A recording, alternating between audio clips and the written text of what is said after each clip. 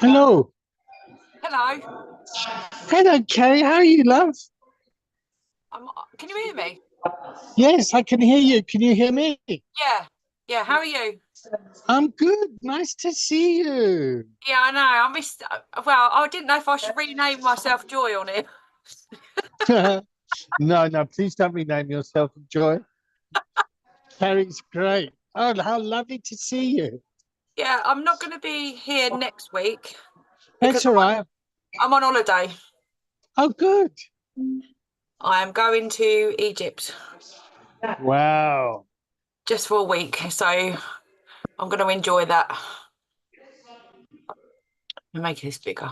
Where is everyone? I don't know. But I've set up the recording. There we go. Here comes someone. Who's this now? Katie. Yay.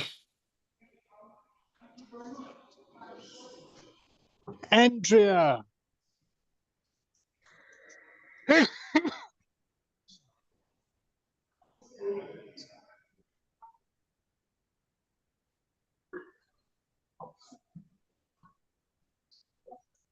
See, who can I see? Who's this now? Hello, Katie. Hello, David. Are you well?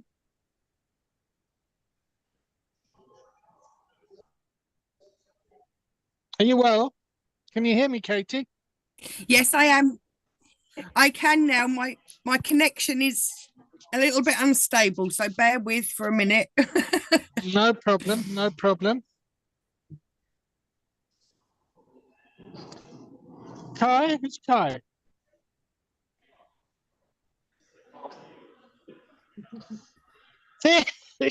Hello. Sorry, I'm How are you, consuming Kai? food, so not bad. Alive. I'm up in Sheffield training. I'm up in an organization called Project Six. Have you heard of them? Anyone? No. Okay, so they're a Lero down in Sheffield and Doncaster and Kenley, Keeley.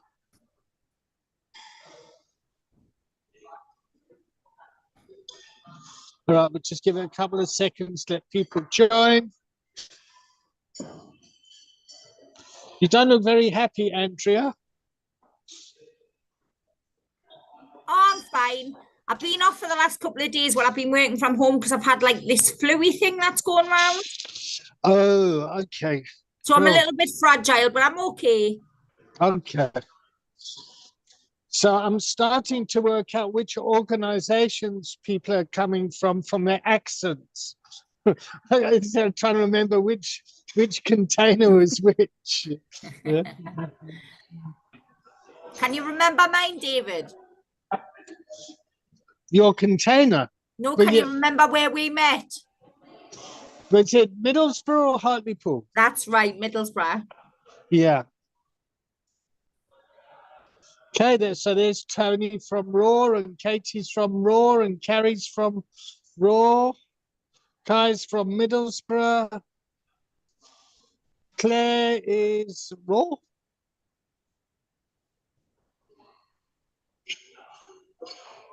Yes? No? I'm from Gateshead. Gateshead, where's your face? Your Can't- camera's off. I know I can't get it to go on. Oh, okay. Oh, there we go. Oh, there we go. Okay. Oh, good. Here comes Daisy.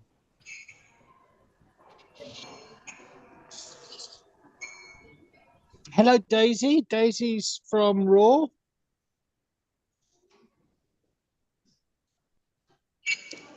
How are you, Daisy? I'm good. How are you? Good. Nice to see you. Nice to see you. Sorry, I'm a little bit late. That's fine. That's fine. Okay, just so everyone knows, this is being recorded. Yep, for people to watch afterwards. It's an unlisted recording, so only people with the link can see it. But anytime if somebody wants me to delete the recording or whatever, I'll be more than happy to do that. And the reason we do that is for two reasons. One, so that people can attend the class because they can't make the time. And two, that we've got evidence as part of your certification that your safety is top priority. Does that make sense? Yes. Is everyone all right with that? Yes. All right. Okay, so seeing as Kai's got his mouth full of food, Kai, why don't you start the check-in?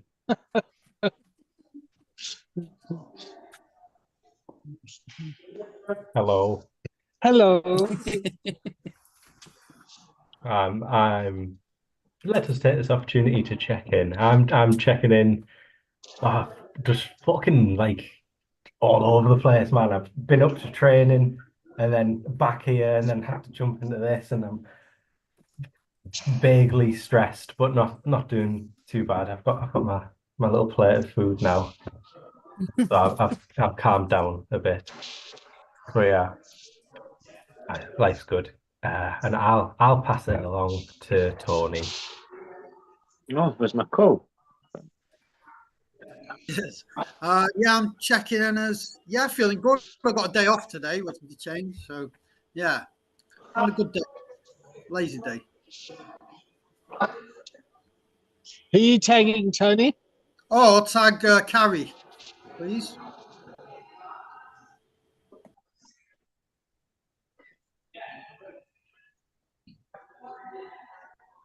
Hello, I'm doing all right. Thank you, Tone. Glad you're having a good day off. Yeah, no, I'm all right. I've got a bit of a sore throat thing going on, but I don't really want anything to happen because I'm going on holiday next week and I really want to be well. So excuse me if I start coughing and I have to walk off, but actually I'm feeling quite good. Yeah, excited. Andrea.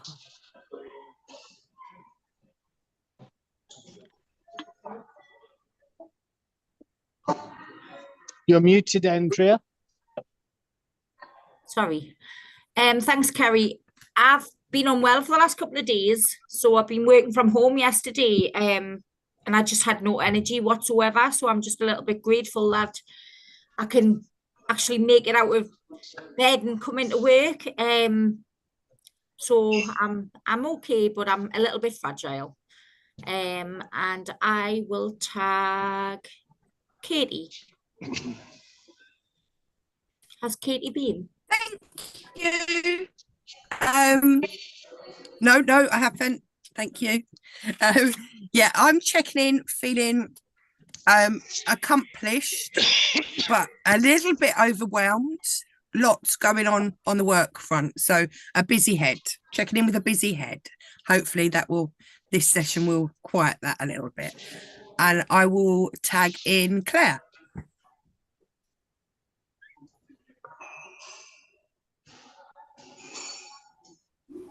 Thanks, Katie. I'm checking in a bit all over the place. I'm just getting back from Darlington. Took my daughter to the orthodontist, so rushed back to try and get on this. Feeling a bit sick as well because I'm sat in a room that's just before I came in. The men's group was in this room, and it smells like sweaty men in here, so it's making me feel a bit sick. But other than that, I'm good. And I'll tag in Charlie. Thanks. Thank you, Claire. I'm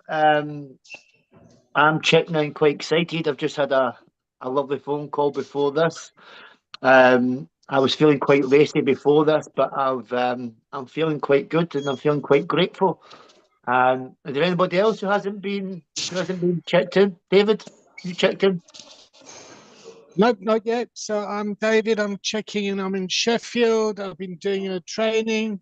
I've put 14 volunteers through the ringer, like I did with Raw a couple of weeks ago. And yeah, we're just wrapping it up. It's gone well.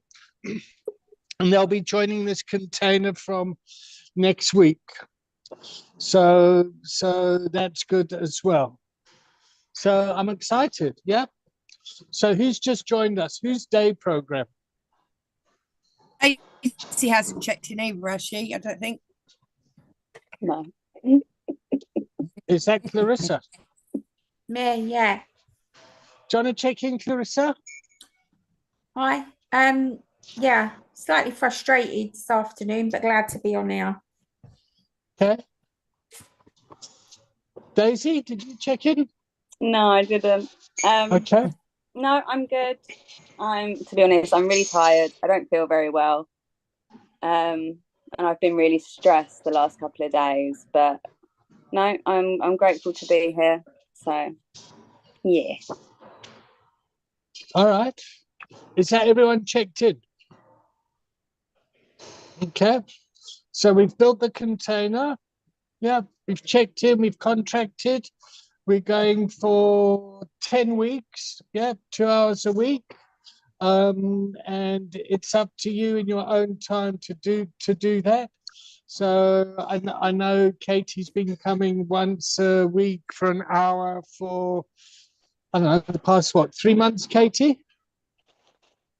Yeah, I think so. Somewhere's there. Yeah. Somewhere around that. Yeah. Somewhere around there. And the idea of this is to take the coaching skills into your organization so that you can use coaching to better fulfill your role. Yeah. So where should we start today? Was there any homework from last week?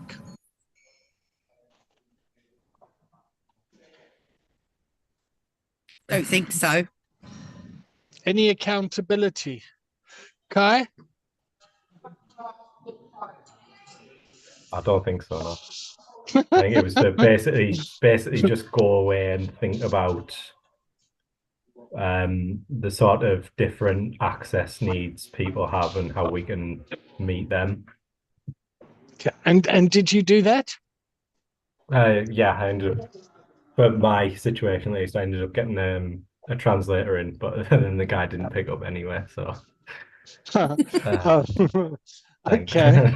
All right. So give us a bit of a case study there.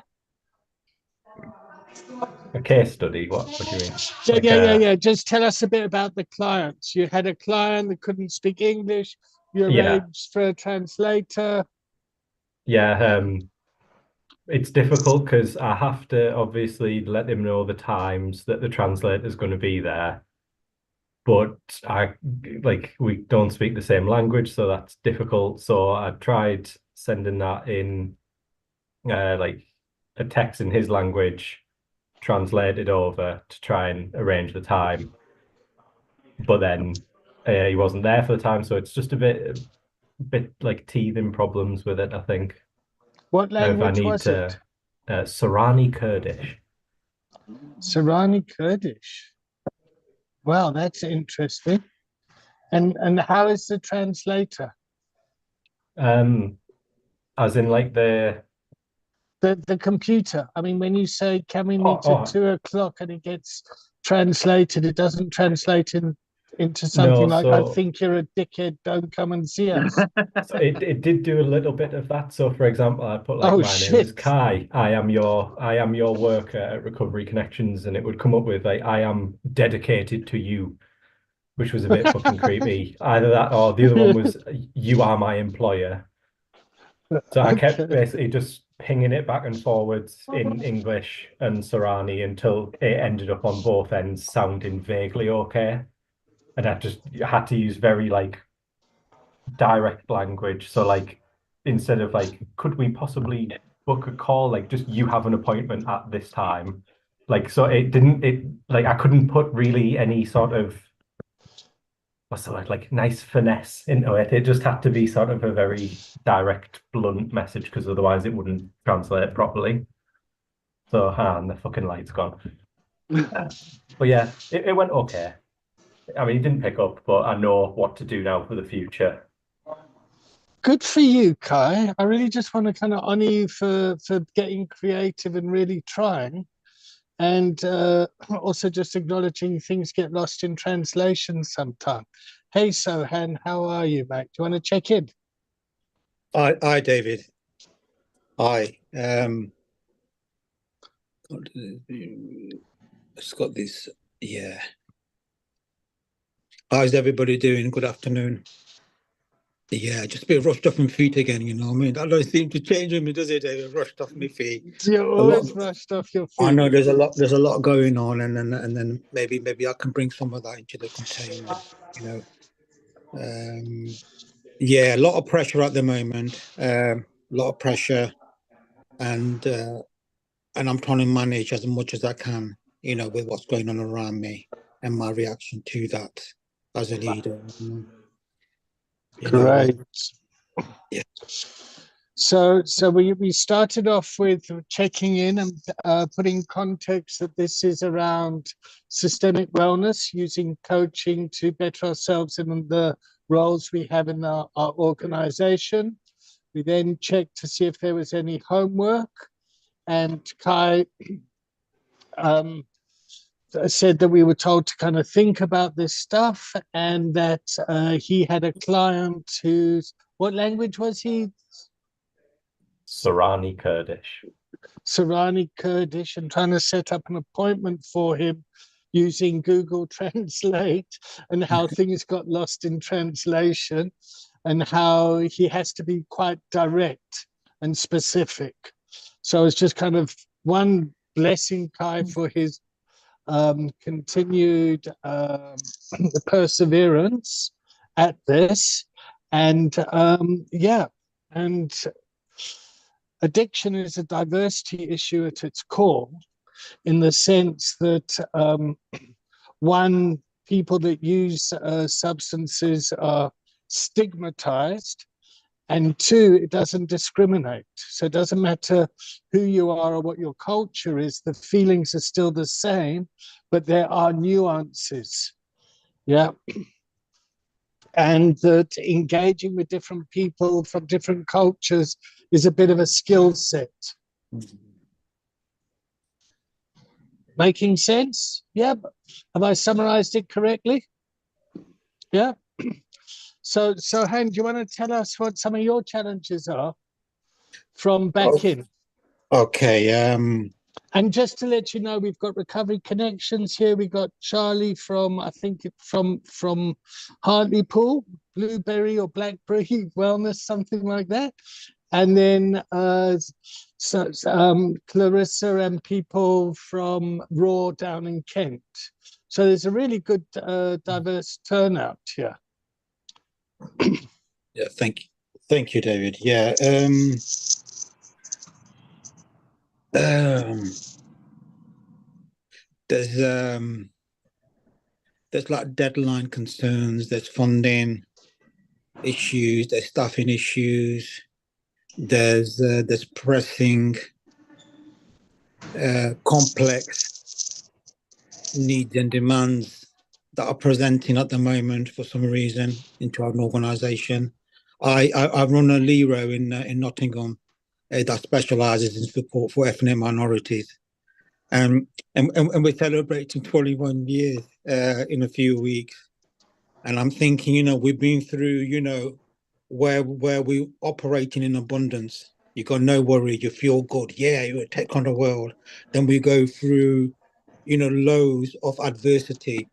And that adversity could be related to sort of staffing capacity.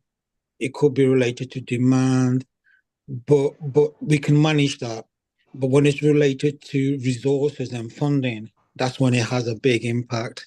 So we had the highs and lows, you know, over the years, and at the moment we're going through a very kind of challenging sort of process at the moment. You know, we're waiting on a funding decision. We put a lot of time into it, and it's not like we're relying on it, but in a way we are, because it's a big chunk of funding, and the application being put back, not because of our problem, because of the funders. They got staffing shortage, so they marking capacity and panel meeting capacity has been put back.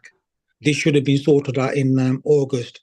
We're in October now, so we're having to go into our reserves, company reserves, and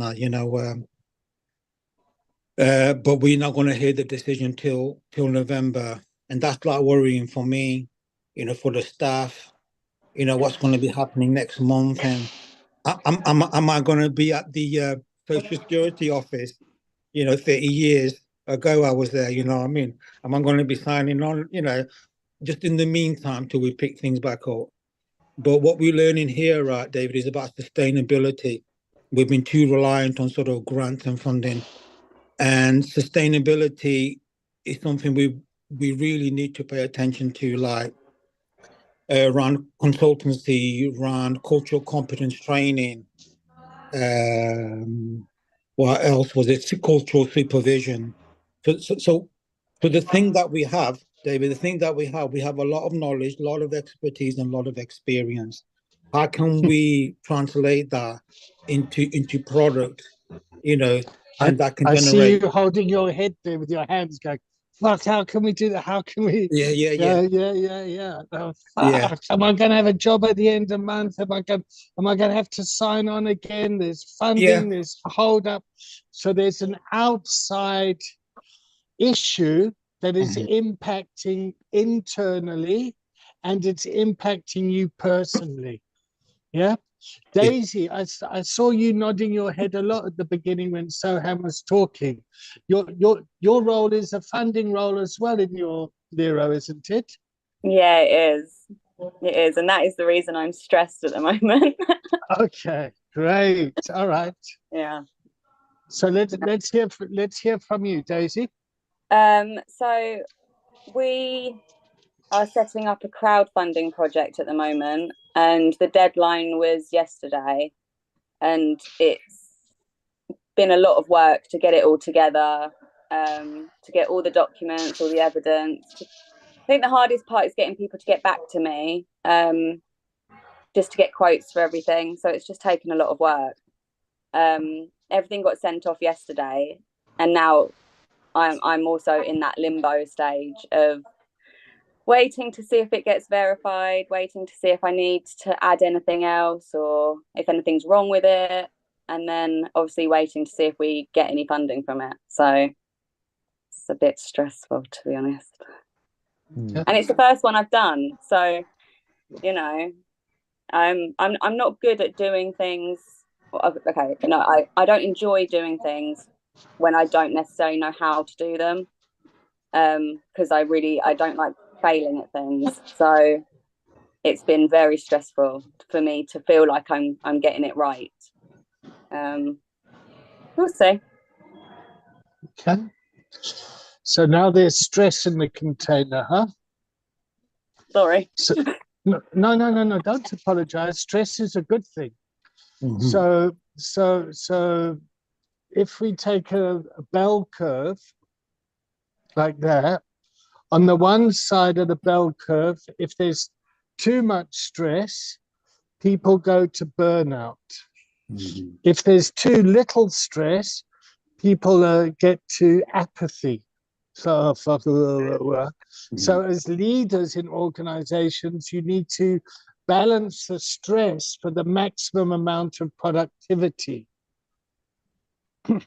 So as coaches, how can you get the balance of stress right in your organization to get to a place of sustainability?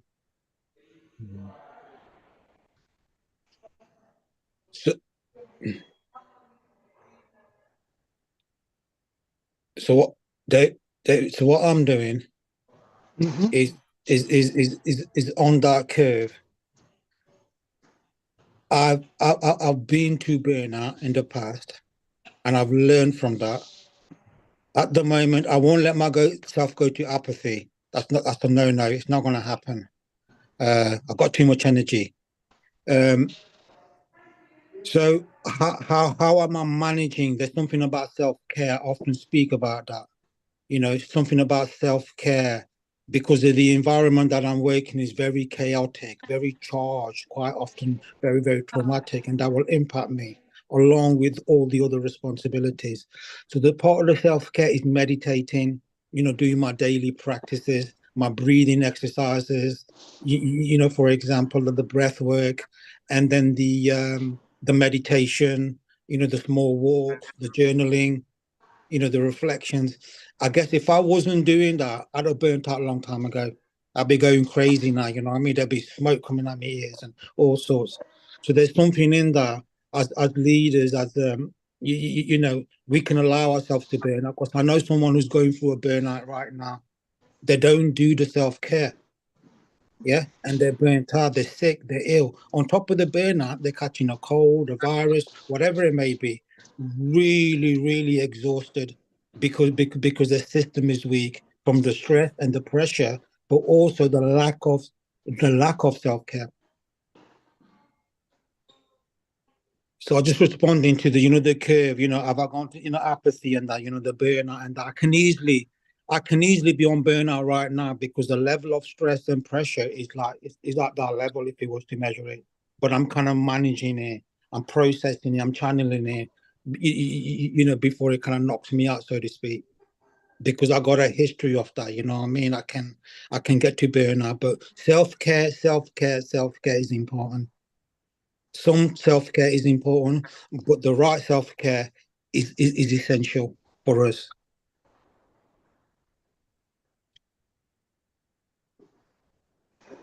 Who wants to come in next? Yeah. Yeah, I'll come in.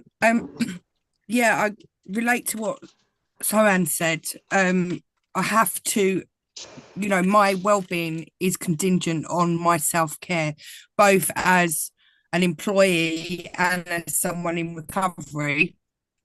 On both fronts, I do daily practices, and I've just acquired a doll's house that is my little go-to stress relief that I'm doing up. And I think it's really important to find those fun things that take you away from everything. But as the coordinator for RAW, I'm sometimes really conscious that the volunteers can be under pressure like Daisy, and that's not even necessarily pressure from other people. Daisy's great at putting pressure on herself. So I guess in my role, I try and be mindful to tell her to reach out or do whatever's needed to be done. Tell us a bit about your role at RAW, Katie. Oh, okay. Yeah, I'm the coordinator for the volunteers, which from the start involves the onboarding process, which is the interviews, the DBS checks, the e-learning. But then the mainstay of my job is looking after the volunteers' well-being, and putting them in positions and placements. What's the hardest part of trying to coordinate volunteers? Apart from the fact sometimes it's like herding cats. For myself, I do feel sometimes an overwhelming need to look after, really, and I guess, but try not to do what you tell us not to do, that frapping. I'm not there to fix them. I'm there to maybe support or suggest or guide and allow them to find their own way. Okay, so part of your self-care is managing your own personal boundaries. When you see the volunteers getting stressed out, that can trigger stuff inside of you, that can create stress in you. Yeah. That I'm going to say brings up the mother in you. Yes.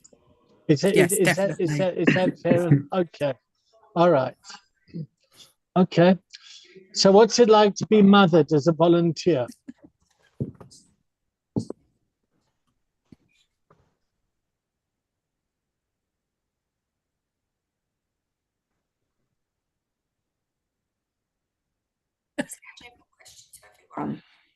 Sorry, Clarissa, what was that? Is that a general question to everybody or to Daisy? No. It's to everyone. Oh, So where I'm going with this is the stress in the organization of the role of a volunteer trying to coordinate them has brought up a mothering instinct in Katie. And when people want to mother me, it's like, fuck off, I got my own mum. Yeah. I'm not a kid. And Katie, I'm saying this with love, yeah. I know. I'm just trying to, like, you know, we're trying to use coaching to get role clarity and to show up in the role as best we can. Yeah. So I like it. You like what? Being mothered. Yeah. In a volunteer role. Okay. And what does you being mothered look like, Clarissa? Not having to be the mother. Okay. Okay. As in, I'm not talking about being like a mum, as in a mum, but as in not having to be in control, being able to just enjoy my role as a volunteer. Okay. All right. So do you guys know the ego states? Parent, adult, child. Yep, you get critical parent and nurturing parent, rebellious child, adaptive child. And in organizations, leaders can default to kind of a parenting role, and employees can show up in children's roles. Yep. And it happens in the rehab all the time. The rehab, the patients turn the counselors or the therapeutic team into parents. And what we're trying to do is get to empower individuals to show up as grown-ups and to have adult-to-adult conversations and behaviors, yeah? So for me personally, I'm a nurturing parent. So it makes it difficult for me to hold people accountable when they're not showing up and doing their role. Yeah, I kind of go, oh, please, when you come to work today, oh, you know how much I appreciate you. Oh, where that's not helpful for me. It's not helpful for the organization. It's more like, listen here, this is the agreement we've got. Yep. How can I help you, support you in showing up to that agreement? If you're not fulfilling the task, then there's recontract in a way, because we've got a fucking organization to run, because we've got people that we need to serve. Does that make sense? Yeah. So it's completely okay to kind of go, oh, fuck, at least I don't have to be the leader anymore. I can follow, which is like, okay, so I'm an adult that's following another adult. I don't have to carry the can for that. As opposed to, all right, well, I'm going to be mothered by Katie now. Does that make sense? Do my esteemed colleagues agree with me on this one? I absolutely do. I absolutely do, because I know I can tend to go into that, you know, look after role, but I'm learning, David. You know, last week I had to be a bit harsh, and it was uncomfortable, but I did it anyway, you know, so it's a learning process, isn't it? Yeah, and that's what we're all doing. We're all here fucking making it up as we go along. Yeah. Like, so it's I'm not a easy. coordinator. Sorry, I'm a coordinator of I'm the volunteer coordinator, and I find that, I suppose, different days and different circumstances bring out different sides of us. So our team's getting so big now, and there's lots of people's problems all coming together. And they're all like, Andrea, and it's like, no. So trying to keep a happy medium in that ever-growing group is quite difficult. And there is lots of people that are in their journey that still need that nurturing. They're dealing with lots of things on the outside in their personal lives that they need that comfort from. So I suppose I can deliver that, to an extent, I have boundaries and I understand that, like, so I do support them in a way that I kind of, it does bring out that mothering, but at the same time, I do know that, you know, I'm the lead and I have to make sure that they understand the boundaries, which I forever go over with them. You know, I'm very straight, like, so I suppose I carry a bit of both. I don't know whether that's a good or bad thing, really, but I think it depends on the circumstances, because within the volunteer role, there's lots of learning, there's lots of nurturing needed, really, because they're on this journey still, and they're still sort of wanting that progression of leader, you know, to be led. So I'm going to ask a yes/no question to the container. Is it possible to be a nurturing adult in a leadership role?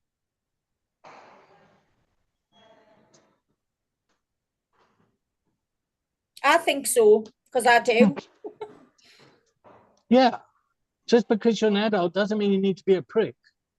Yeah. Charlie, what are your thoughts on this? What are my thoughts on this? Yeah, I've came from being the prick, you know, from the last 30 years, so I can probably I can probably answer this quite well, actually. Let me just move this part. Yeah, I've came from of my own profession where I used to buy and sell houses, and I was a complete tosser from the best part of my life, because I chased money, I chased wealth, and it's only and then because I was chasing money, the more money I got, the more drugs I could take, the more drink I could get, and I didn't realize I was spiraling out of control. Everybody else knew I was spiraling out of control, but I thought I was invisible until about 30, I don't know, about 20-30 years did Emma went past, and then I realized that the walls were closing in, and I mean, anyway, so I've been in recovery for 2 years. I've been sober for 2 years, and the more distance that I put between me and drinking alcohol, the more healing that has came to me, the more that I've realised that everybody needs help in some form. It's not just addiction. It's all sorts of people. I mean, they were basically born into addiction, if you ask me. But for me, Marie, I mean, now, like this morning, Got the earlier train. I took a group of people. Bye, everyone. Thank you. Thank you. Love you. Thank you. Bye, David. No, I'm here. Sorry. So this morning, I took a group of people, and we basically walked into the sunrise at 7:30 this morning, and that healing and the meditation I get from that gives me that nurturing, gives me that nurturing experience, and that feeling, I mean, that I've been chasing my whole life, I can actually get you from nature, I can get you from meditation, I can get from walking and talking. So I think what I'm trying to say, man, around all this is that it's much better to be sober than what it was to be a prick.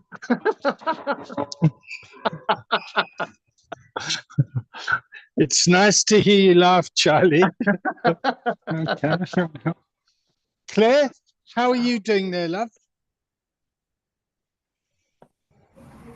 I'm all right, yeah. What's your role? I'm a community coach at Recovery Connections.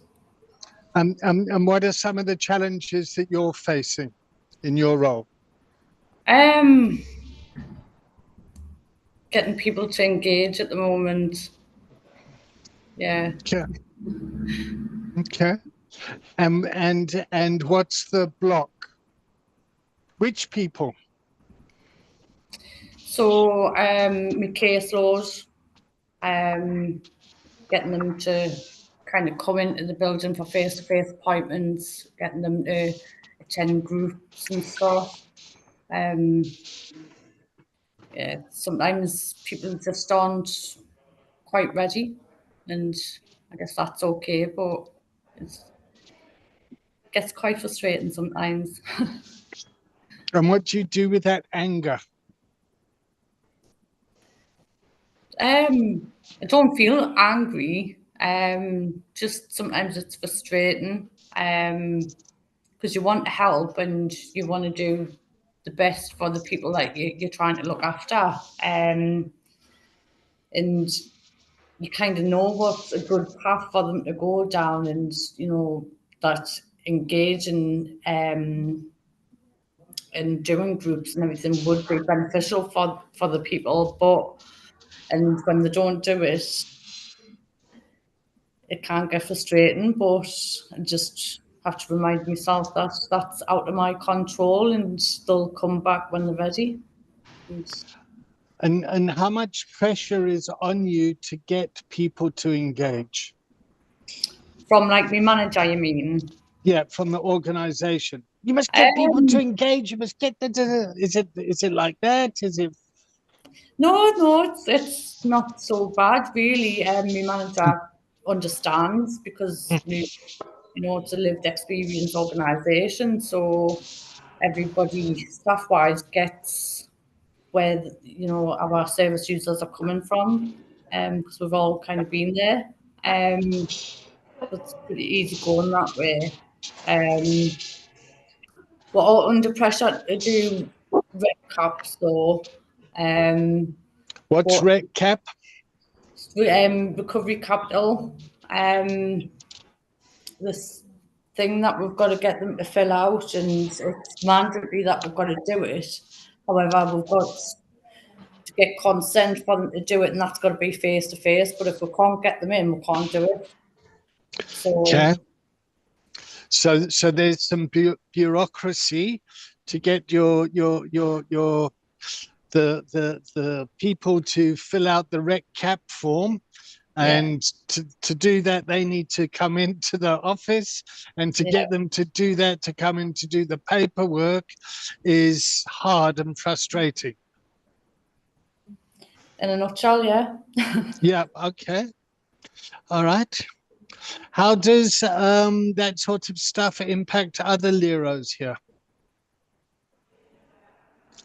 The paperwork's a fucking pain in the ass for me, personally.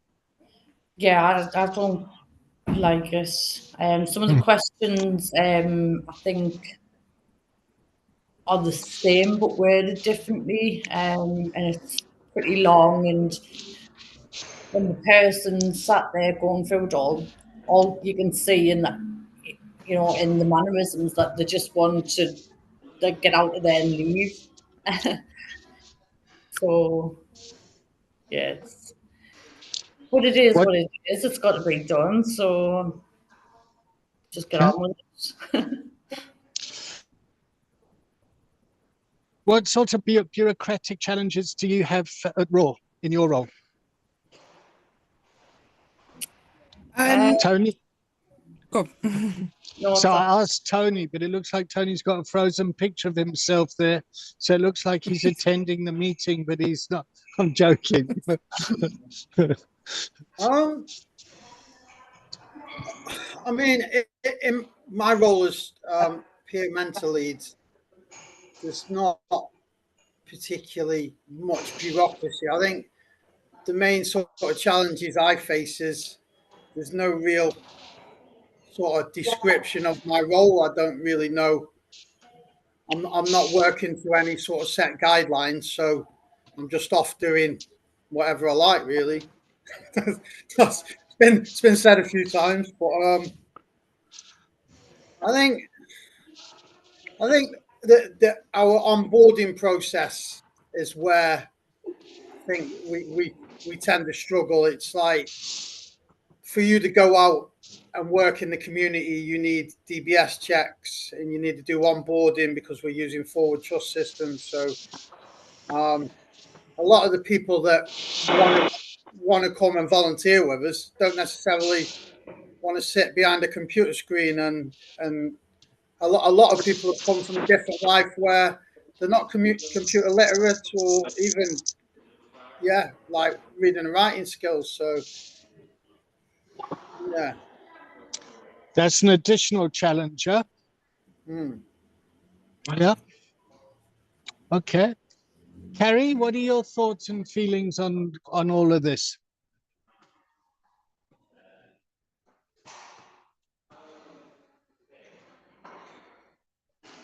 Carrie's thinking, how the fuck do I unmute? Yeah, no, I was pushing the button and nothing was happening. Now, I kind of agree with Tony, actually, because, you know, I volunteer for Forward Trust as well, and I am computer literate, and I've worked in the past, and you can get on, I know how to get on a computer if I'm told what to do. You do this. But some of our volunteers, they just coming out of recovery or whatever, or some of them still in active addiction, but they just want to get on and they want to gain confidence and just go help people. They don't necessarily want all that red tape, you know, like I've got to do this, and then by the time I've done all that, some of them have lost interest. So then we lose some people, don't we? So it's, you know, I get that.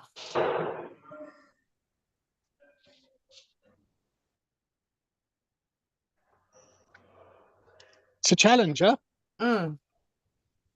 Okay. So let's whip around the container and just, what are we learning here? We'll go popcorn style. Kai, you want to pop first? Or Charlie, you want to go first? There you go. Yeah, I'm learning that paperwork can be a challenge, and I'm glad I don't have any paperwork in my organisation just yet. Great. Great. I think I'm sort of learning just like dealing with occupational stress is very important. So yeah, maybe, yeah, because I'm very stressed today just because everything's been like fucking all over the place. So I'm just sort of thinking, what am I going to do tonight that means I can show up tomorrow and not like want to rip my hair out.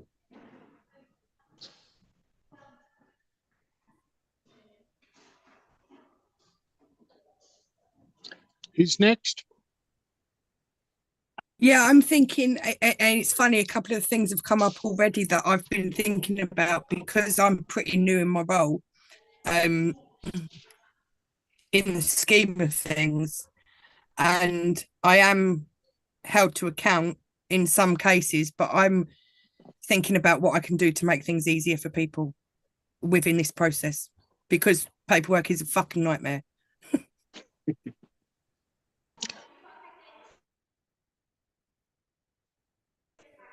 See, Thank you. I'm thinking that there's always going to be a problem, whatever we do. There's never going to be a massive solution. So we've still got to work with the things that we enjoy doing and decide whether we're going to carry on doing, or we're going to let the paperwork get in the way. And I think most of us would carry on doing it, even though we've got the paperwork there or the red tape. I think it's still worth it. You see, this is one of the challenges that is impacting Sohan and his leadership and his organization that's been going for 21 years, constantly trying to kind of get the paperwork done for commissioning and all that sort of stuff. And are we still going to have a job in a month's time and all that? And it takes away from his passion of wanting to marginalize communities. Clarissa? Yeah, it's hard, isn't it? Because you're never going to get away from the paperwork, and we're always going to have to do it. And I think for me, it's about just trying to let go of that, because I ain't going to be able to change that. It's going to always be there. And it's a shame because of the passion that's in people that work in recovery. They're in it because they want to see other people get well. They don't necessarily want to fill a form in.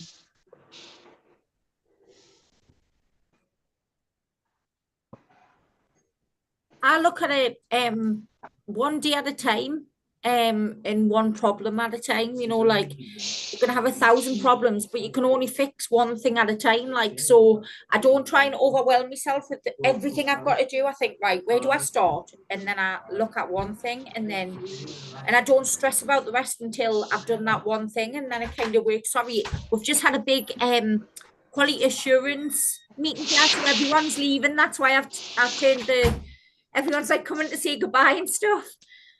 It's absolutely fine, Andrew. Don't worry about it. Yeah, but I just think like just taking it that little bit at a time and not trying to overwhelm yourself with like everything at once and saying, oh, all this must be done, because regardless of our worry, it's still going to be there. That's the way I've found to deal with things anyway. No matter how much you worry, it doesn't make a difference. And you can only do one thing at a time. Yeah. And you can't get overburdened with so many things to do. You know, depending on your responsibilities and your role, you know, within the organization, especially if it's demanding. There's something about paperwork. I don't like doing paperwork, but paperwork is essential. It comes with the territory, it comes with the field that I'm in. We're just been through a lengthy documents with the probation work that we're doing. It has to be done, and I have to do it. I can't find anyone in the organization to do it. So either I do it or it will compromise, you know, the contract, the work that we're doing, you know, with this external provider. So I think being helped and supported is I found that very, very helpful. So the manager from probation went through it with me, you know, helped me to do it. We did it together. There's something about paperwork. You don't have to do it yourself. And it can be overwhelming. By myself, I said, I'm not doing it. It's too much. It's not part of what we agreed, but it has to be done. It comes with the territory, particularly contracts and, you know, commissioning.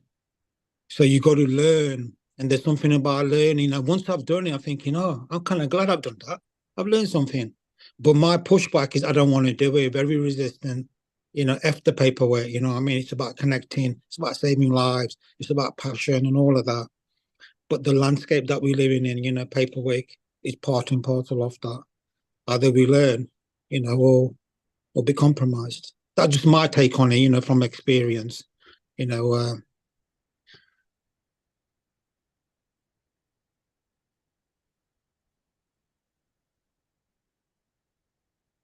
You're on mute, David.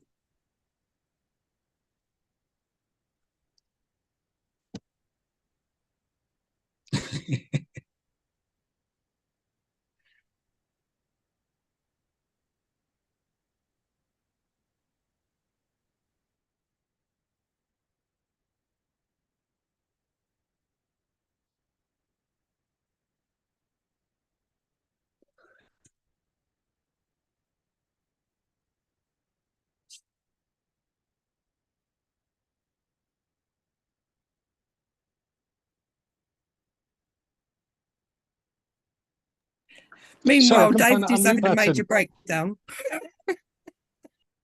Yeah, I couldn't find that. I couldn't find that unmute button. Oh, what did you say, Sohen? I lost you for a second there, and I got in a panic. Yeah, but just saying, David, about the paperwork, you know, it Yeah, I comes was with saying you got to get the balance right. Yeah, because you're never going to get rid of it.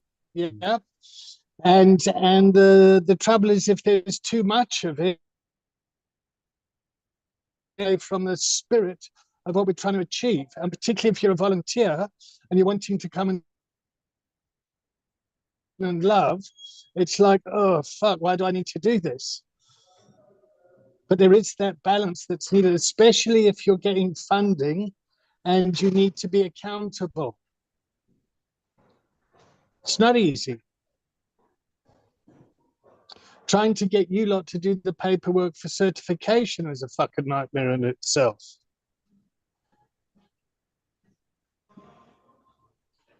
Okay. So who wants to practice facilitation?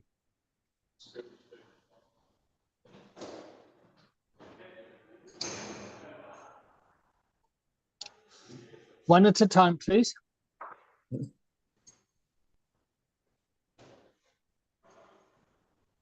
All right, Kai, I'm going to give it to you, mate. I'm I going to am make you. going to gently refuse because I am not in the headspace Alright. today. Are you going to refuse? Okay. Well, good. All right, well done. Okay. In the container?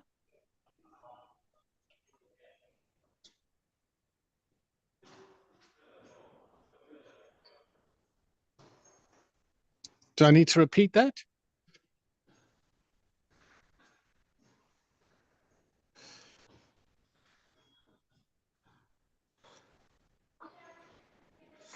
All right, so that's that.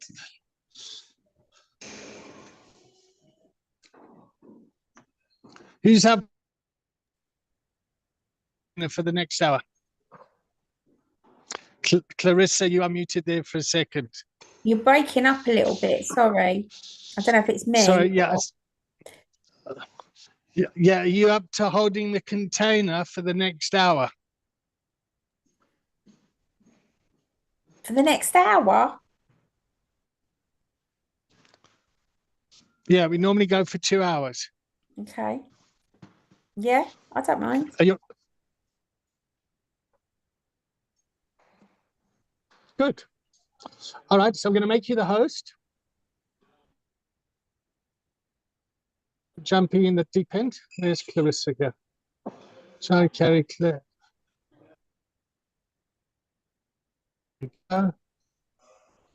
Make host. Okay, you the host now, Clarissa? Yeah. Okay. All right. So I'm going to suggest you all take a 5-minute break and then you come back and then you hang out with Clarissa. Cool. Thank you. Okay. Everyone's going to get a chance to facilitate and hold the container. It really is just kind of holding the space. Yeah. And letting the container do the work. Does that make sense? Yeah. So well done, Clarissa. Get over and done with. Then you're done. Yeah. Yeah. And just remember, we can't get this wrong. Yeah. Can't get this wrong. Yeah. And nobody's going to start punching each other because we're all on video call. So you're safe. Brilliant. All right, everyone. So take 5 minutes. Yep. I'll see you all next week. And yeah, if at any time you want the recording deleted, let me know. Okay. Okay. I'll see you all See you next shortly. week. I'm going to finish up with Project 6, and next week we'll have more people. All right, everyone. Lots of love. Bye-bye. Yeah. Bye. Bye, David. See you in a bit, Clarissa. Good luck, Clarissa. What an absolutely amazing way to get paid for not doing your work. I've never heard anybody go so quiet. What we're Right, doing then, great. Chris? I'll see you in 5. See you in See you in 5.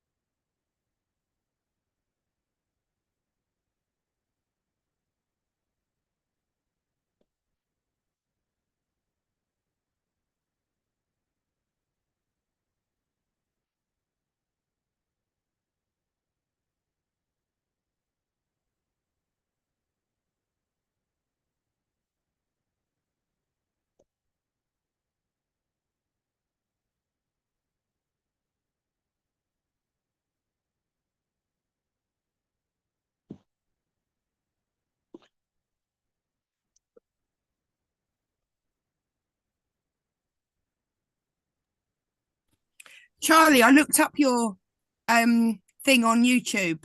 I've On watched some Summer of it. Night. It's- Yeah, I've Oh, watched some. It's thank you. great. Yeah, it's Oh, thanks great. very Lovely. much. Thank you.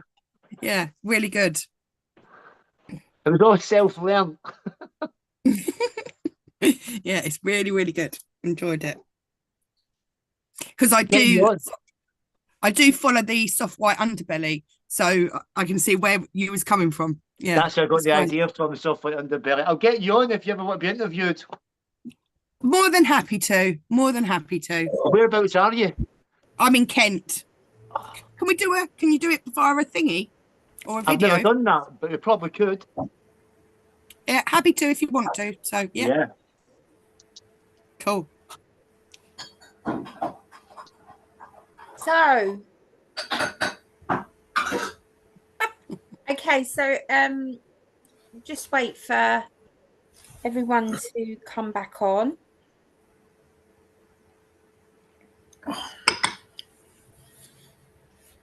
And I suppose we can go around.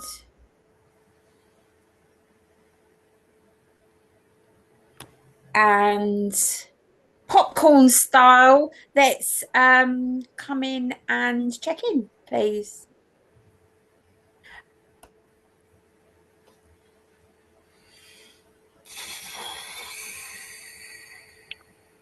Yeah, go on then, I will. Yeah, I'm feeling amused. You know, that was quite the ending. David obviously had to rush off. And, you know, there's quite a few new people in the container today. So it might be a bit confusing for some of them, but that doesn't usually happen. It's the first one on me. So yes, give me a little chuckle today. And I'll pass it over to Carrie. You're right, Katie. I'm a bit confused.com. Clarissa, do you know what's going on? No. Do you know what we're even doing? No. Yeah, so that's my checking confused. Thank you, Joy. Oh yeah. Who would you Joy. like to go next? Charlie. I am checking in, very amused. I've been here for quite a few weeks now. I don't know how many weeks, but it seems forever. And that's the first time that I've seen that happened. And I was shitting myself. But I was so glad you picked Clarissa. And yeah, it's perked me right up. And Daisy. There we go. Yeah, I'm feeling fine. I feel really ill. My face is really hot and my body's really cold. So I really don't feel very well. But yeah, no, that last little bit did make me have a little bit of a giggle. So that was fun. Right, I will pass to Kai. Yeah, I'm checking it all right. A bit frustrated, but I mean, it just is what it is, isn't it? So yeah, I'll pass it to Andrea. I'm checking in okay.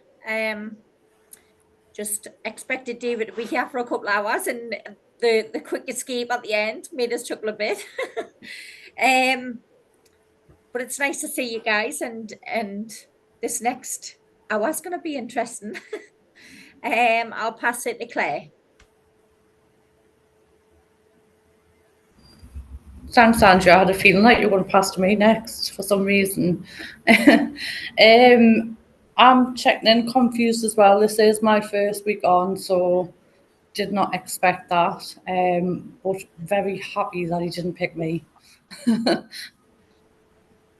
I'll pass it to, I don't know, is there anybody that hasn't been? Tony. A few people on mine.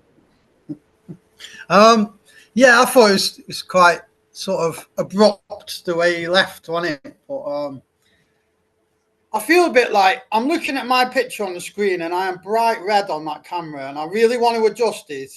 And every time I go to adjust it, it just freezes everything, so I can't adjust it. So I'm just going to have to look like a meatball for the whole of the meeting.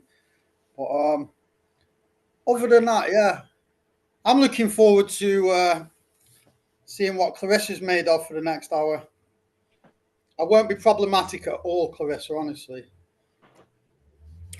I'm checking in as I was only coming off of mute to tell him that it kept breaking out, and wasn't expecting that.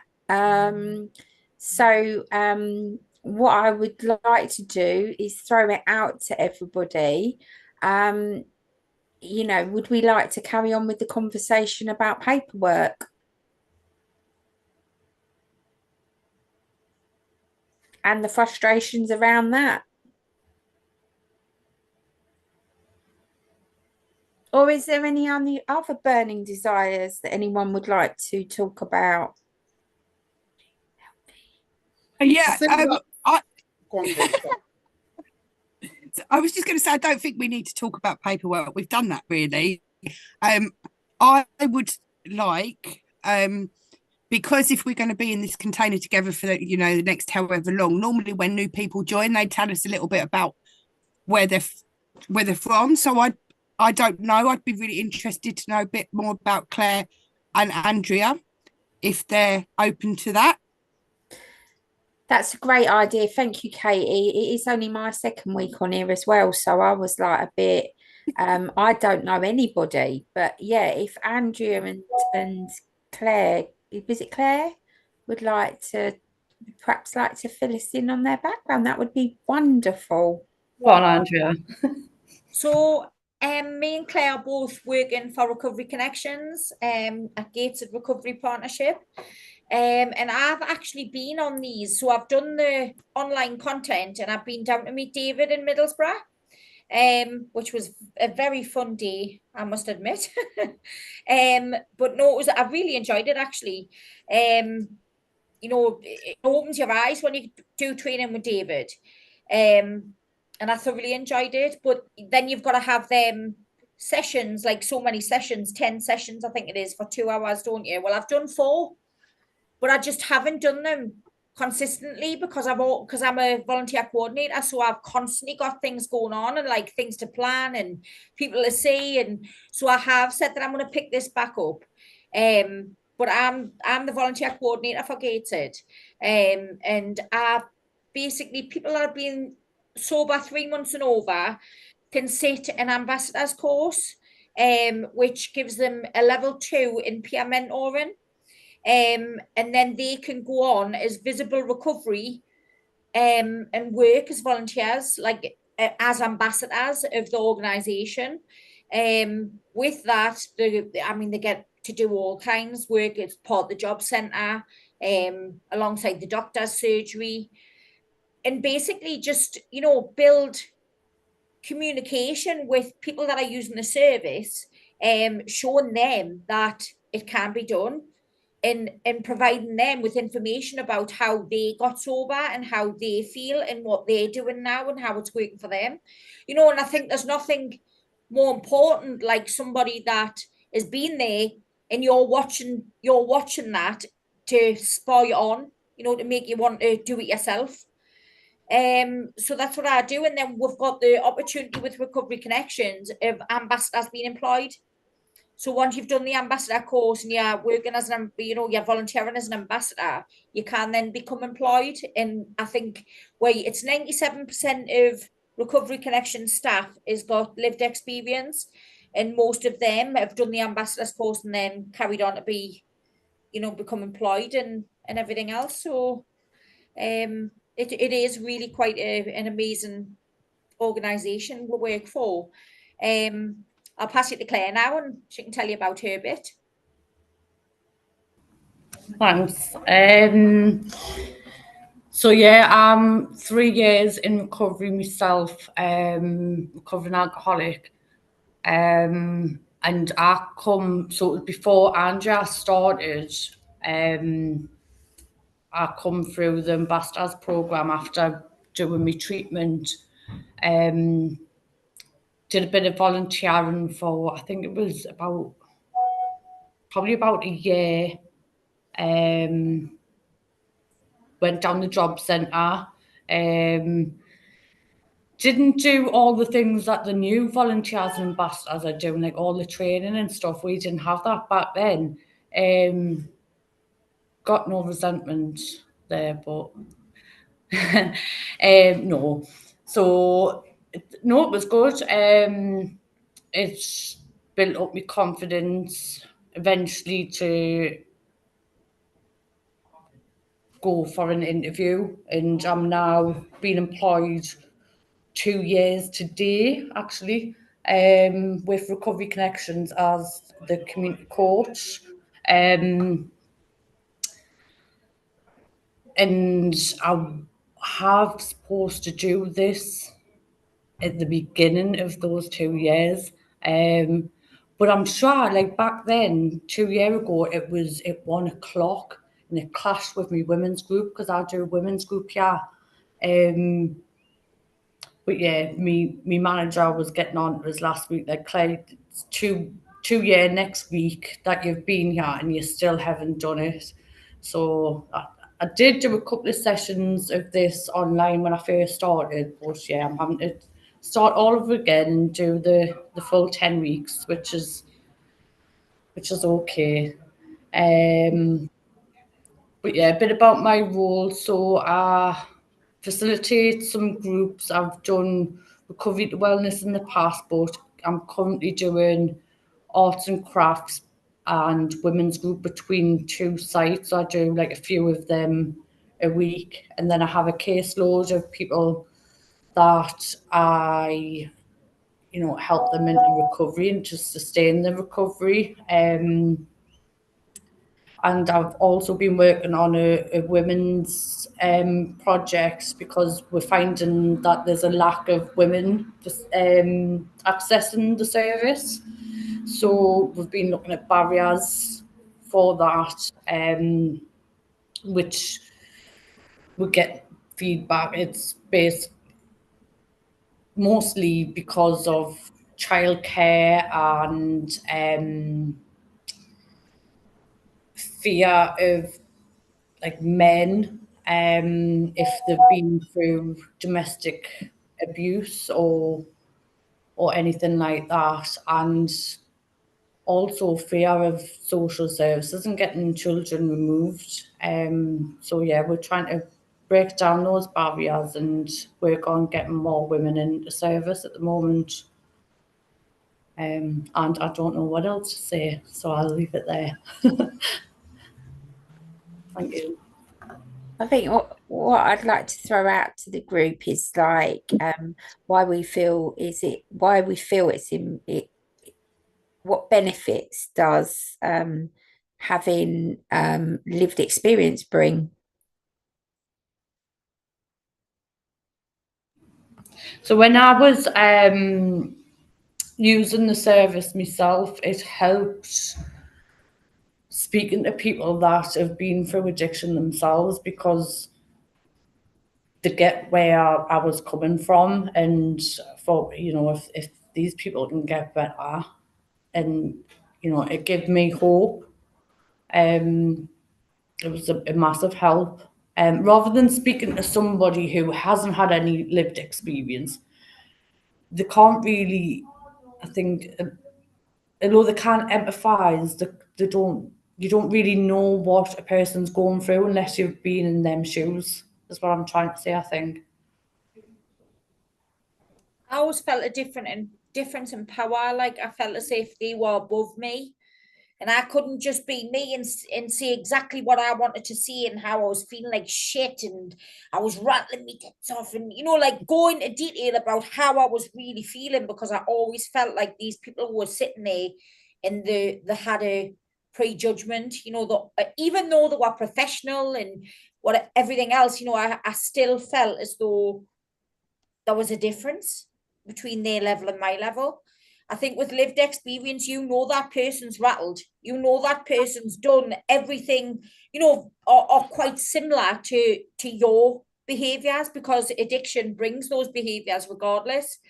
So I think the fact that you're on that same page and you're on their level, and there's no person sitting higher than you, and you can just be you without anybody saying, oh, look at that, she was this, and oh, he done that.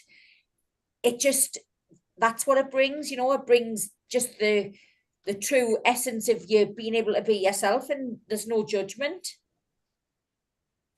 And then an understanding, isn't it? Like you bring the understanding of knowing how that person truly feels. It's like if you're in labour and the midwife's saying to you, come on, you'll be fine, and you know the midwife's never had a baby, you're like straight away, you're like, how the fuck do you know? Do you know what I mean? And it's kind of the same, isn't it?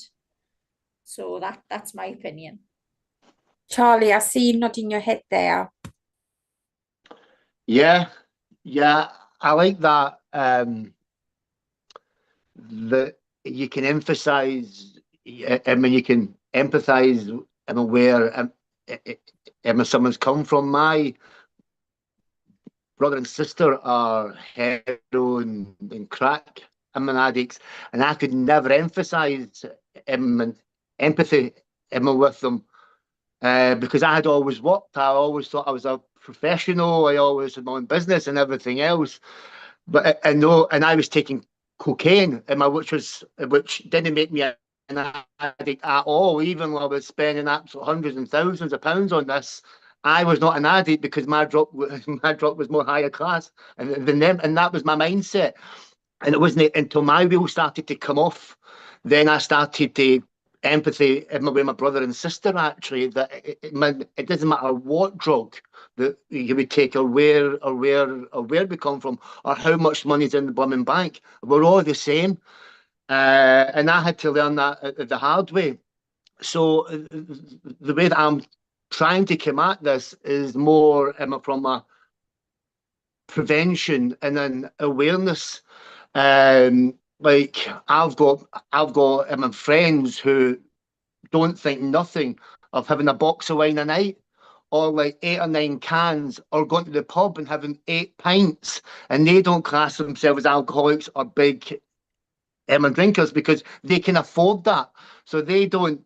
So I've found alternative healing, as in meditation, walking to the sunrise. I found all this Reiki stuff and all this, and I'm like, what is this? What the fuck is this? And like nature, I found nature. I mean, I'm a boy from Glasgow who's found trees and suns and all this stuff, and my mates are looking at me and they're going, what's he got? Because for years I used to think, what have they got that I've not got?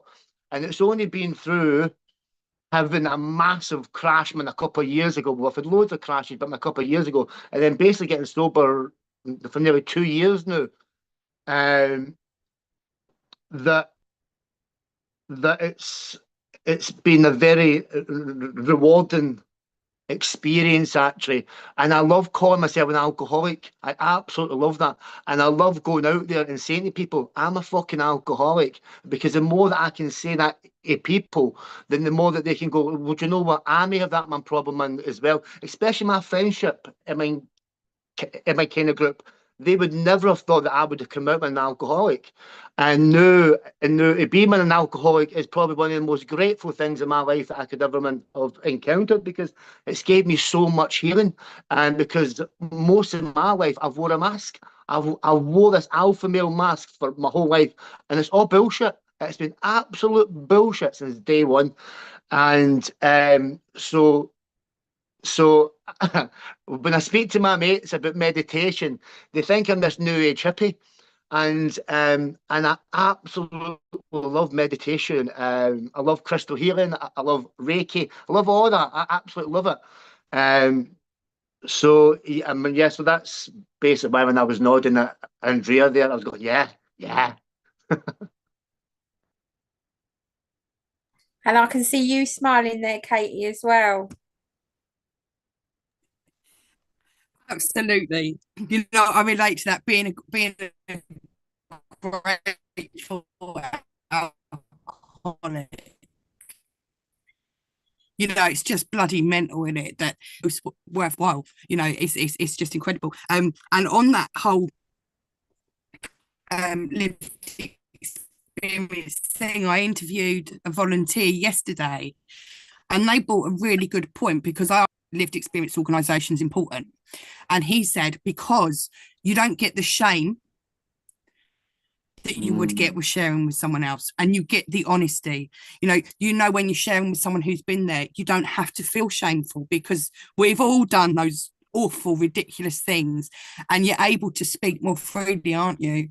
And I thought that it hadn't actually occurred to me quite that way until I spoke to him yesterday, and I thought it was a really pertinent point that you're free of that shame. You can just talk and be honest.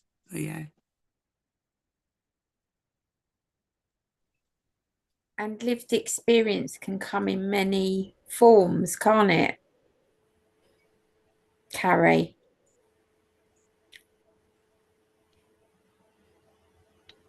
Yes, it can. I knew you was going to say that. I was waiting for you to say.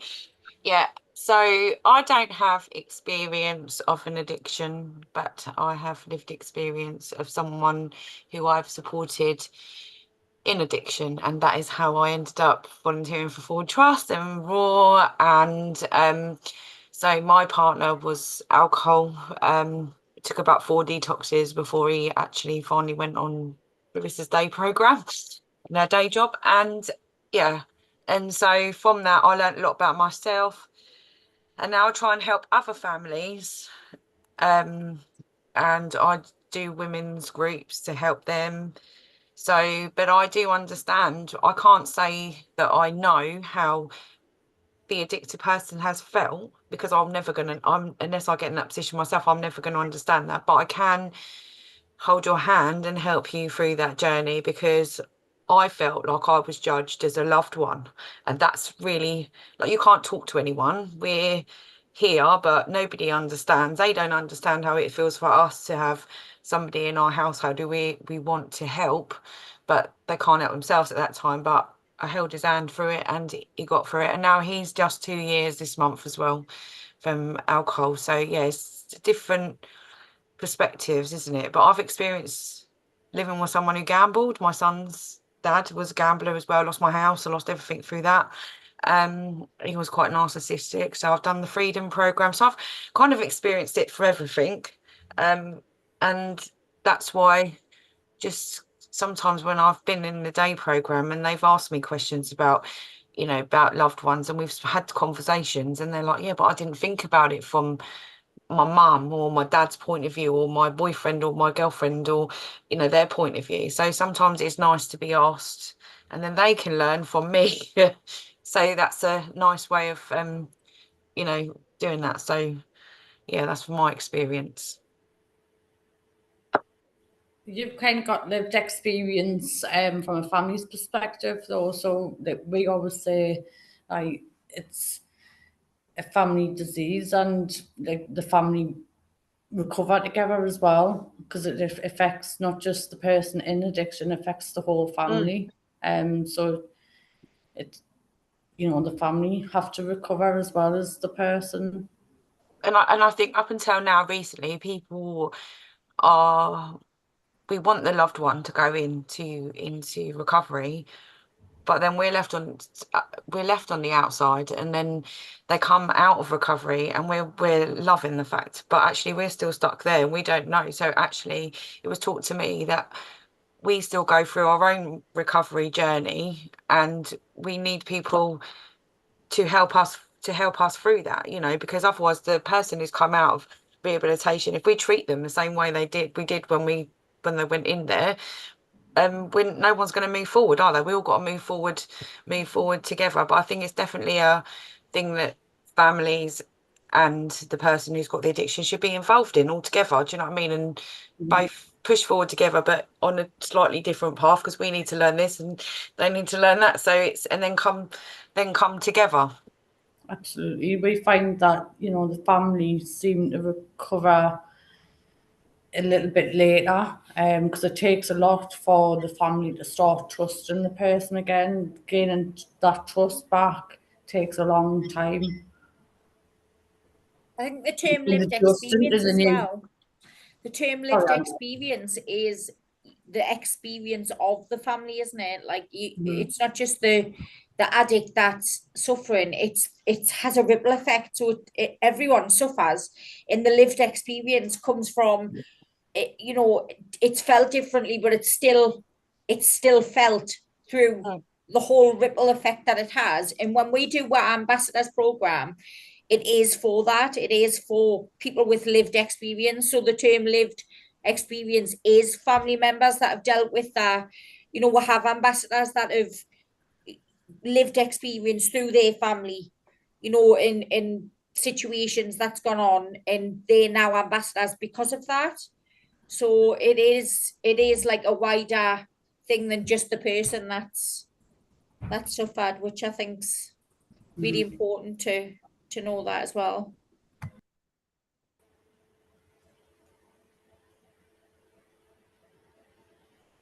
I think for me, I came into sort of the lived experience bit through when I was in my addiction. I couldn't see a way out, and it was seeing like evidence of people like coming into the prisons and sharing their stories and their lived experience. And it was, I just thought like people like me couldn't get out of what I was in. So when I finally did see somebody come and do that, that's like, I thought, and maybe I can use my experiences.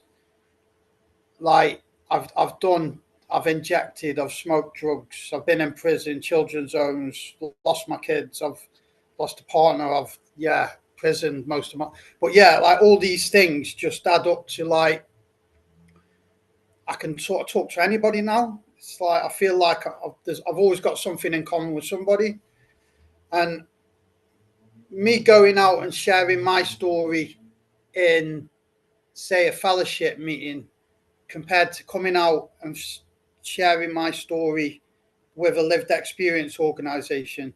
You're one man when you walk into a fellowship meeting, where if you walk through the town centre with 10 lived experience volunteers, you can't miss that, can you? It's like you can blend in as one person walking down the road, but when there's a group of people walking down the road, going out there spreading the word, then it's a powerful unit in it, and the bigger that grows, the more the word can spread. So because I would never listen to anybody who never walked the path I'd walked, because they just, in my mind, they wouldn't understand. They just wouldn't understand where I was. So, yeah.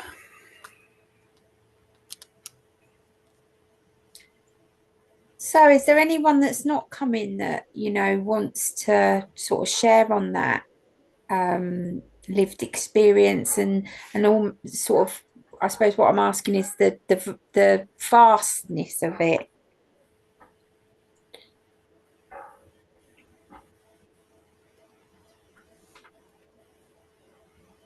Help me out here, guys. Kai, what's going on for you? What's going on for you around lived experience and the issues that you're coming up against at the moment? Because obviously it sounds like you've not got the lived experience around the problems you're coming up against. I think most of the stuff about lived experience is sort of been mostly covered. I don't really have too much to add for it, but obviously, for example, while I do have sort of lived experience of addiction and things like that, I don't necessarily have lived experience of, like one of my people, of being in a country where you don't speak the language, so you have that sort of massive barrier in the way of pretty much everything in terms of access and support. So that's sort of, I think, a blind spot for me.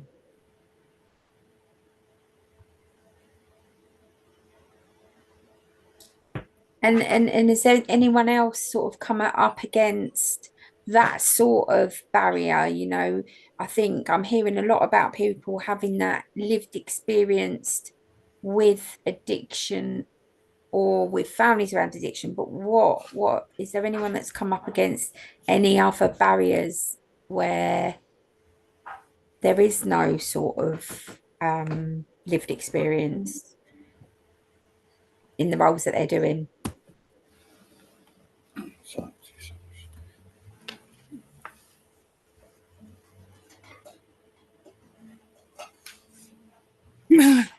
I'll help you out, Clarissa, as a friend. I don't know if this counts, but my own experience, I mean, some of the members of the container are aware, but there's some new people. I also have agoraphobia, so it's a significant mental health condition. I have to work from home, and I had to access my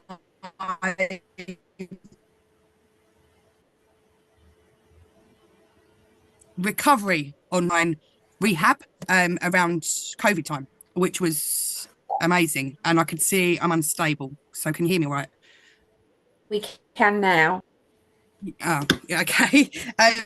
Yeah, so I did my recovery on this online rehab, and that's something a lot of people don't have experience on. It's obviously quite a unique concept, only because, you know, people like that are hidden. It's just I'm a bit loud. I recover out loud.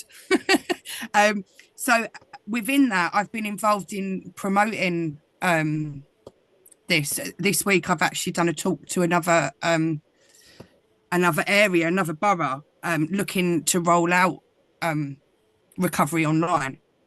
So you do like a rehab at home. You know, you're not cosseted in a rehab facility. You actually still have to live your life. And it's, you know, it's really good for people with mental health problems, or mothers with children, or people who are still hanging on to a job, so that they can actually still work but also get the recovery experience. So sometimes I bring my experience to people who would have no clue about that kind of experience. By the nature, you know, people perhaps in my situation are not seen, are not heard, and there's a huge community of people with addiction problems, with people who are housebound. So that's quite a passion of mine, and trying to get the word out about that can be quite tricky. So I guess, you know, to answer your question, it's not so much I don't have experience of that, but there's an awful lot of people that don't have that experience, and I try and share that as much and as honestly as I can within recovery community. Thank Sorry, you. that was a lot. No, do you know you've evoked some evoked, I think that might be the right word. I do make words up sometimes, but you've evoked something in me, because obviously my daytime role is sort of linked in with helping people in recovery, and at the moment we're trying to get some people from a recovery house online, but the Wi-Fi is not working, and it is so frustrating. And I have to, what I find difficult at the moment is trying to put myself in the shoes of the people that are trying to put the Wi-Fi in the house, rather than in the shoes of the people that are in recovery, because I'm getting increasingly frustrated with the fact that I know that we're putting people's recovery at risk through technical problems. And I'm also finding it really difficult to facilitate this online, because I, like you, Katie, I recover out loud, and I like to wave my arms around and move around and get a bit of movement going on, and be, I suppose, visible, and that's what I find difficult about being like the quiet spots on here as well, and sitting on a screen. I find it really a bit yeah, I can't think of the word. See, look, I normally got a word for everything, and even now it's like I can't speak properly. But yeah, yeah, It'd be restraining, restricted, yeah, very restricted, because, you know, but also, like, I'm going to go back to, it's the online thing can be quite restricting, and there can be a lot more obstacles in the way. Yeah, I think there are some pluses and some minuses to like recovering online, because like you say, Katie, you've got those whole group of people that can't, would love to come, something, you know, day recovery, or you know, some cases would need to go away for recovery. But then for me, I'm like you, Clarissa, I like a face to face. I do enjoy that, although it makes me really anxious, you know, but I do really enjoy that, because like you say, I'm sitting on my hands because I'm a speaker like that as well now. But I don't know, I like a face to face group. But then it's really good because we've got people with experience across the whole country here, haven't we? We couldn't just get together once a week for 2 hours like this, could we? But yeah, and the online thing and the frustration with can't hear anything. I never know if I should unmute, mute. There's certain rules, isn't there, with these? I'm getting used to it, most of yeah.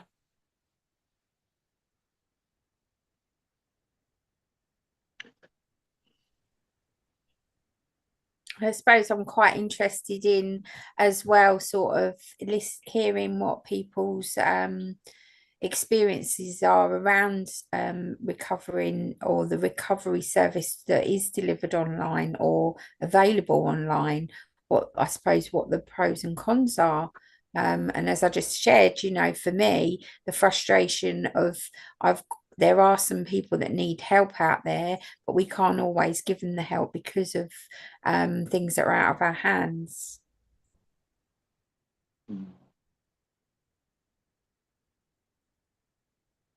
You know, what are people's experiences around that? I mean, I don't have sort of experience, but the online system of doing sort of a recovery program, I mean, something I've noticed within where I work is we all sort of, we get the same sort of groups of people who come through, and we never seem to get people from sort of different, sort of diverse backgrounds. So like different community, like Muslim communities, this sort of thing, where I think the online program is a way that we can potentially reach these different sort of communities. So I would like to see it sort of pushed more in those sort of areas. But it's like going back to what we were saying last week about how do you get them to, how do you sort of, you get the word out to people. We're here if you want to come and find us, but how do we get it from here to there? Charlie, I heard like I heard was it Katie talking about what you do some stuff online? Is there anything that you come across that was a barrier, or something that really was a plus? Yeah. I had a massive barrier with AA because that's in my recovery started was AA. I don't really know a great deal about men's services because I was never really in men's services, but I remembered when I was coming down off the days of cocaine, and I could never find anything online. It was always like famous people who had money on YouTube, but I could never find me. I could never find what I was looking for. I could never find someone who was hiding behind a mask all his life. So in March, I decided to do. I watched the Soft White Underbelly, and I get so much inspiration from that I thought, you know what, I'm going to try and do that. So we called Unfiltered Lives The Other Side, and the whole idea was really to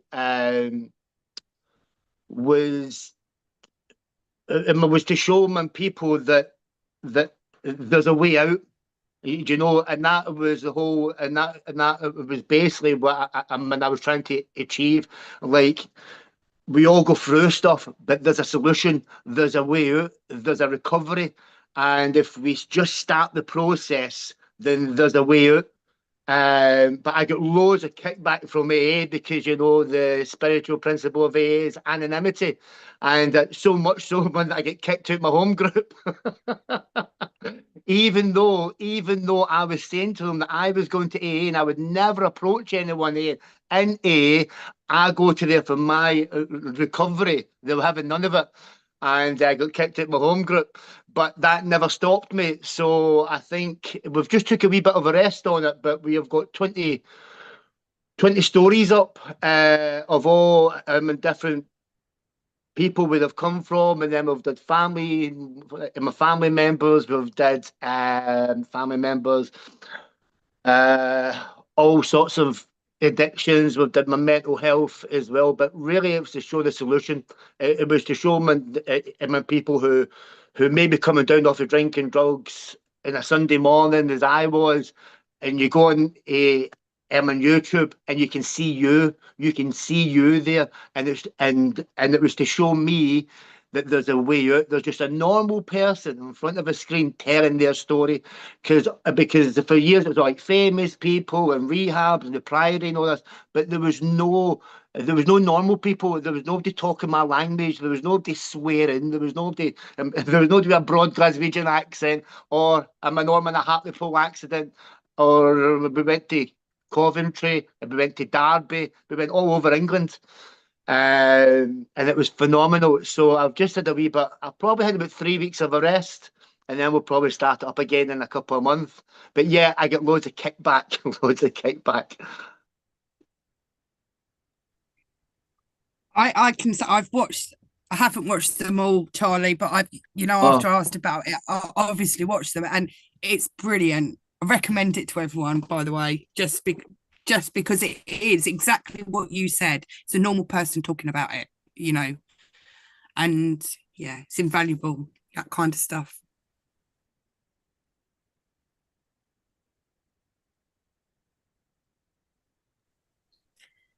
So thanks Charlie. I love the fact that you're talking about sort of real life, and that it sort of brings us back round to lived experience, and the importance of people seeing seeing real life experiences out there. And I suppose what my question now would be is, how is everyone feeling? Do we want to have a check-in, an extended check-in, before we leave this week? And I think if we start off, Katie, let's start off with Katie, and then we can, I don't know whether the man's coming back on or not. So, No, he said see you next week. So yeah. And I don't know about everyone else, but I've really enjoyed today. I haven't enjoyed sitting here. To be fair, I'm going to be honest. I think you've done a good job though, because you threw the questions out and actually got discussions going, didn't it? And we all got done a great job. Yeah, saying something, Thank you for that. So, thank you. I'll pay you later, Carrie. Joy. And Charlie, you said the same thing. You have to send some money up to Charlie. And yeah, and yeah. Do we want to do, Carrie? Let's start off with Carrie checking out today with how you're feeling, but also what I'm interested in. There's some new people on here. Why Joy? Oh, you're gonna make me tell the story. No, you tell the story better. Okay, so I'm feeling that I started off excited. We're a bit nervous about what we're going to do today, and then I was like, okay, so it kind of went flatlined, and now I'm feeling invigorated again to get going again, because I think we've had some really good discussions. So Carissa is talking about now what happened. We were at the training, so we had face-to-face training with David. And one of Cliff was on here before, wasn't he? But he's not here this week because he's not well. And I was sitting next to Cliff, and we had a check-in. What did he say, Clarissa? David said, I'm checking in Joy and David. My name is David. I don't know. It was David and Joy. Yeah, I'm checking in David and Joy. And then looked at me and Cliff. And so they decided to call me Joy, didn't you? That's my new Because the nickname. way it come across Yeah, was yeah. that he was pointing to David and Joy, and it got a little bit confusing. So that's why Carrie's now Joy. I did say I was going to change my name up there to Joy. He said, no, don't confuse everybody. So Joy, you have checked out as feeling excited when you come on, a little bit nervous, and then a bit flat but excited again. Yeah. So who would you like to go next? Let's do Tony. I'm feeling quite inspired by something Charlie just said. The video, like the video logs, like people's testimonials. I thought that's a really good idea for promotion of something like the day program or people who are in doing the reach out and recover. So yeah, I might actually try and steal that idea, Charlie. You're more than welcome. But yeah, enjoyed it again today. It's always good on here. Yeah, really good. Thank you. I'll choose Katie. Thank you, Tony. Yeah, I'm feeling inspired, and it's funny. The last couple of days, I've had a load of things going around my head. I've seen a guy who shares about his recovery and engages people on TikTok and things like that. You know, getting out to people who may not see it. And I've had loads of things like that running around my head. So, watch out for the committee meeting Monday, guys. Yeah, I've really enjoyed today. You know, whatever direction it took us, you know, I really enjoyed it. And I just want to ask Tony if you can say hello to Willy Wonka when you see him. We'll tag Charlie. Lumpa. Sorry for laughing, Tony. You're more than welcome to steal the idea. Well done, Calissa. Fantastic container. And thanks, Katie. I am feeling very happy to be in this container. I absolutely hate talking, believe it or not. I despise talking. And it's been a lovely afternoon, actually. So thanks, everyone, for this experience. And I will tag Kai.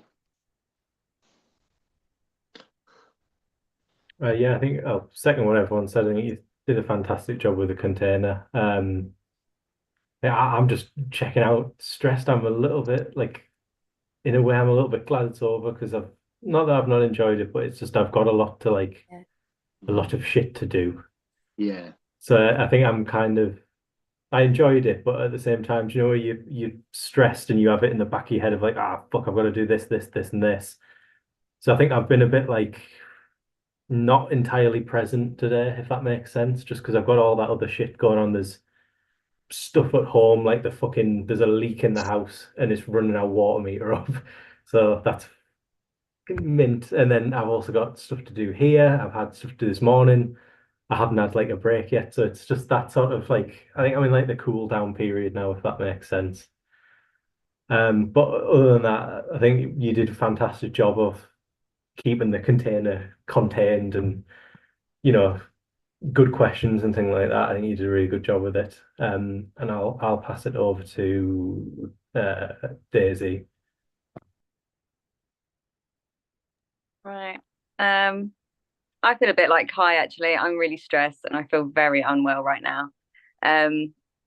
It's been a really interesting session, actually. And Calissa, you have done really well. Yes, you have. You've done great leading us.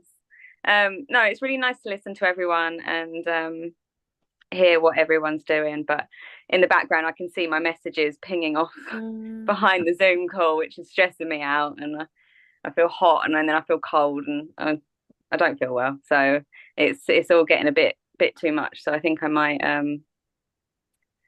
do nothing, turn my phone off. Pardon? Want me to bring you around some Beechams? Yeah, maybe. Tomorrow I'm probably going to be streaming with a cold.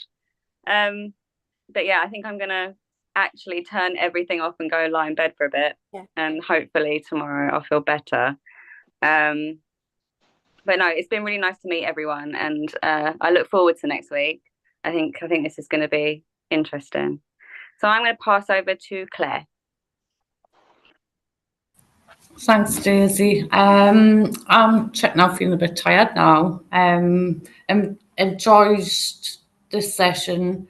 Was a bit anxious before we started, but I think it's all seemed a good group of people. So made us feel at ease, which is nice. And I agree with everyone else. Clarissa, you've done a brilliant job. Asked brilliant open questions and kept it all talking. Been good, thank you. And I'll pass to who hasn't been. Andrea.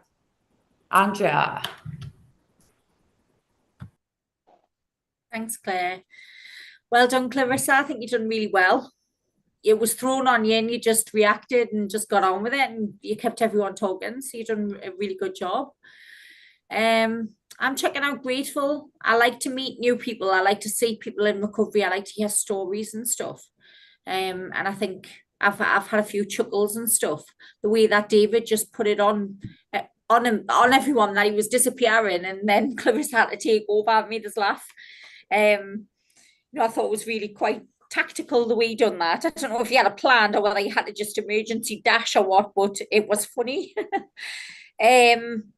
But it's nice to meet everyone. I think everyone's got their own little journeys, their own troubles, and these groups, and when you meet up and hear everyone's stresses, and it makes you seem quite normal, because you're not the only one that's going through all of the turmoil in your head, and it's nice to share. So I've enjoyed it.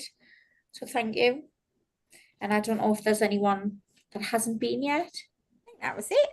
Was that it? That's it, yeah. So do you know what? I can relate to what everyone said, and Tony, Katie, hold fire. I might have some equipment coming that that we're all on the same wavelength. And Charlie, I think we're going to be get Tony to get in contact with you there.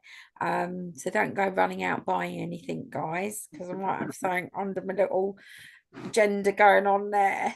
But yeah, thank you everyone. I know it's really stressful, Katie. I know that it's really nice to see you on here, and for us it was nice to be able to talk about the online facility, and like it's really nice for me to feel a bit uncomfortable not being able to facilitate and jump around and everything like I would normally do. And Daisy, my messages are pinging up on Teams, it's doing my nutting, and it's just nice to be on here with everyone and know that everyone's got the same things going on as well. So it's 3 minutes, so that's all right, isn't it? So I think we could go a little bit early today.